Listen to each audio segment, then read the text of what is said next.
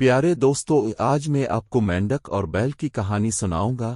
اس سے پہلے آپ میرے چینل کو سبسکرائب کر دیں تاکہ اچھی اچھی کہانیاں اب تک پہنچ سکیں۔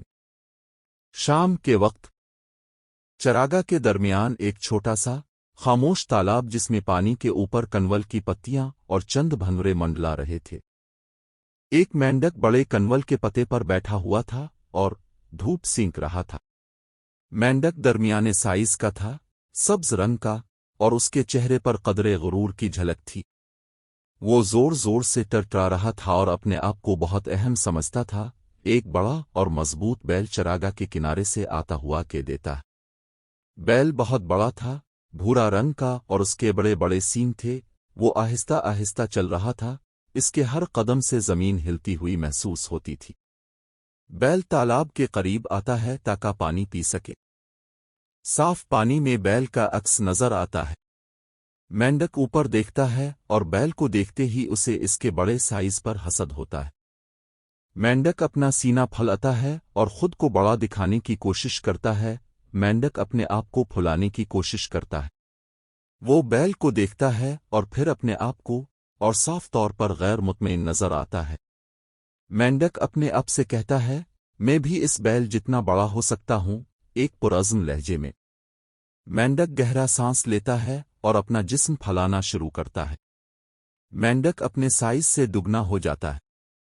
مینڈک ادھر ادھر دیکھتا ہے اور فخر محسوس کر رہا ہوتا ہے، مگر بیل اس کی طرف کوئی توجہ نہیں دیتا۔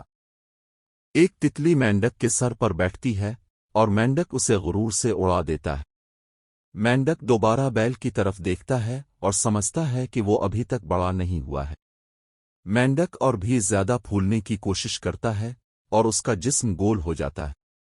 مینڈک اب اپنے سائز سے 3 گنا بڑا ہو چکا تھا۔ اس کا چہرہ تنا ہوا تھا اور اس کی ٹانگیں کانپ رہی تھیں۔ بیل اب بھی آرام سے پانی پی رہا تھا اور مینڈک کی کسی کوشش کو محسوس نہیں کرتا۔ مینڈک جھنجھلا کر اپنے آپ سے بڑبڑاتا ہے اور مزید پھولنے کی کوشش کرتا ہے۔ اس کی آنکھیں پھیل جاتی ہیں اور وہ کنول کے پتے پر ڈگمگانے لگتا ہے۔ وہ اب خطرناک حد تک بڑا ہو چکا تھا۔ مینڈک آخری بار پورے زور کے ساتھ سانس لیتا ہے اور پختہ ارادہ کرتا ہے کہ بیل سے بڑا ہو جائے گا۔ مینڈک بہت بڑا ہو چکا تھا۔ اچانک ایک زوردار پھٹ کی آواز آتی ہے اور مینڈک تیزی سے ایک غبارے کی طرح بیٹھ جاتا ہے۔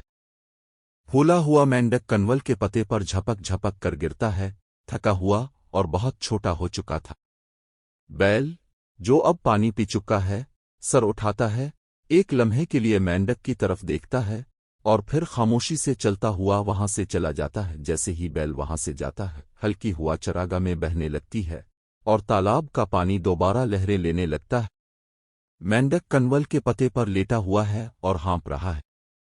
اس کہانی سے ہم نے سیکھا کہ اپنے آپ سے مطمئن رہنا بہتر ہے، بجائے اس کے کہ آپ اپنی حد سے زیادہ بڑھنے کی کوشش کریں۔